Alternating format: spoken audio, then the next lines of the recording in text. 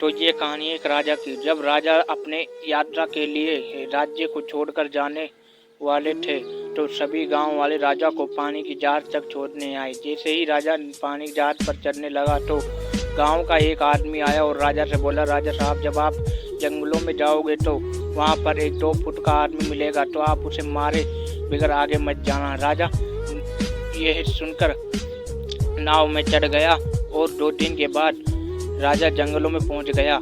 जब राजा को वो 2 फुट का आदमी देखा तो उसे याद आया कि उससे एक आदमी ने ये कहा था कि 2 फुट का आदमी को मारे बगैर नहीं जाने देना चाहिए। तो राजा को वो आदमी मिला और 2 फुट का आदमी राजा को लड़ने के लिए चैलेंज कर दिया। तो राजा महान था तो वे लड़ने के लिए तैयार हो गया।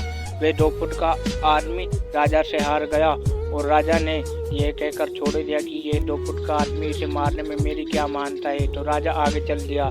फिर अगले दिन बाद फिर वही आदमी 4 फुट का हो गया और राजा के पास आकर लड़ने का चैलेंज दिया। तो राजा ने फिर से उसका चैलेंज एक्सेप्ट कर लिया। तो राजा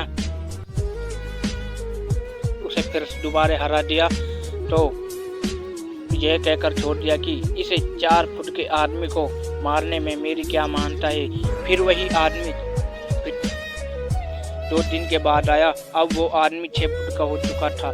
तो वे आदमी राजा से फिर से लड़ने के लिए चैलेंज दे दिया। तो राजा ने फिर से उस चैलेंज को एक्सेप्ट करते हुए उसके साथ लड़ाई करी और राजा ने फिर उसे हरा दिया। फिर राजा ने सोचा कि इसे मारने में मेरी क्या मानता है।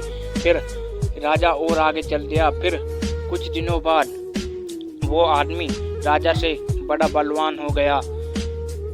उसकी हाइट राजा से दुगनी हो गई। तो राजा के पास आया और दोबारा लड़ने का चैलेंज दिया। तो राजा डर गया और वह मान था। तो राजा ने उसे लड़ने का चैलेंज एक्सेप्ट कर लिया। तो राजा इस युद्ध में अब बुरी तरह घायल हो गया और उसका एक हाथ टूट गया।